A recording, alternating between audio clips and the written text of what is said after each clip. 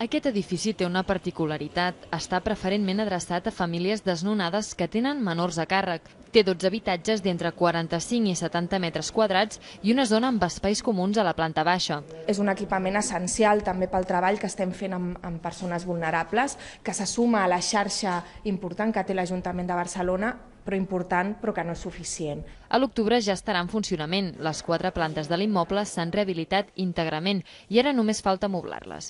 A més d'un sostre, les famílies rebran suport educatiu perquè després de la seva estada puguin ser totalment autònomes. Disposarà d'un servei d'acompanyament, d'inserció social, laboral i educatiu per anar empoderant a les famílies després d'un procés que evidentment ha estat traumàtic, de pèrdua també del seu habitatge.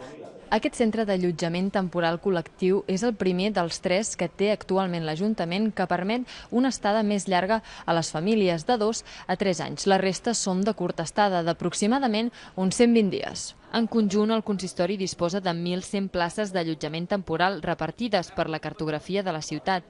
A banda d'aquests 3 edificis sencers d'habitatges, hi ha també una xarxa de 50 pisos d'inclusió social.